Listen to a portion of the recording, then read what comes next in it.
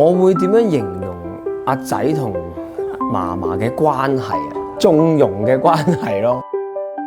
因為我媽媽咧對小朋友嘅方式咧都係用大愛啊，即係佢俾好多愛，咁所以我係好開心，亦都好感恩，就係喺呢個充滿愛嘅環境成長。媽媽喺教育小朋友上有冇俾啲咩意見我或者教我？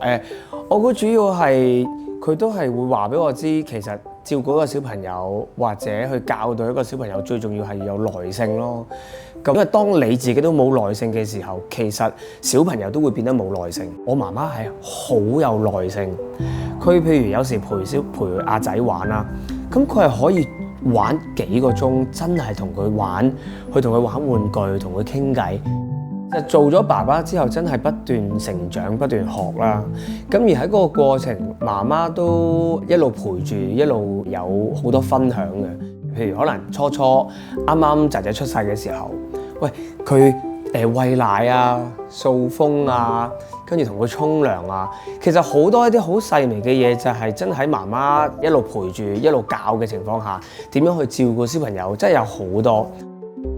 平時阿媽可能同佢去落街玩啊，或者我哋去買餸嘅時候咧，一齊行街啊。咁我媽咧就會自己同佢有一啲屬於佢自己同阿津嘅回憶，就係佢哋嘅時間咧，就係我媽會扮老師、扮病人、扮學生，咁就會好神奇啊！我覺得呢樣嘢就係佢哋自己會咁樣玩咯。我覺得隔代教養最大嘅禮物，好簡單，其實就係一個小朋友。佢能夠有更加多嘅人去愛錫佢，譬如最近太太又有第二胎啦，咁啊好開心啦我哋。咁然後我可能會陪佢出去產檢，阿媽咧就可以去幫手接佢放學，咁啊同佢去食飯咁樣嗰樣嘢。其實某程度我哋要學識互相欣賞先啦。首先就係我哋都要欣賞我哋自己嘅爸爸媽媽，佢哋都好辛苦去教育我哋，咁佢哋一定有一啲佢哋叻嘅嘢，或者佢哋一啲好嘅嘢，去值得我哋去參考。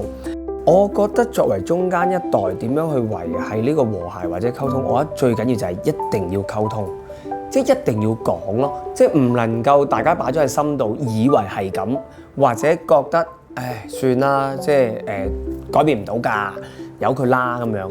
同埋真係要感恩，因為我覺得即係爺爺嫲嫲、公公婆婆，佢哋好願意去湊孫咧。嗰樣嘢其實真係唔係 must 嚟噶嘛，即係佢哋都會攰，佢哋係老人家，點樣去教導阿仔去愛錫上一輩啦，即係爺爺嫲嫲、公公婆婆啦。我會覺得最好嘅做法就係即係身教，即係你以身作則。咁另外就係我會同小朋友講就係，如果你想做咧，其實你就要勇敢地踏出一步，唔好怕醜。即係譬如可能佢好想同嫲嫲講 I love you， 咁我就會鼓勵佢，好啊，你可以去講㗎。甚至乎最簡單，因為你知有時小朋友咧好怕醜啊，佢哋唔想講㗎嘛。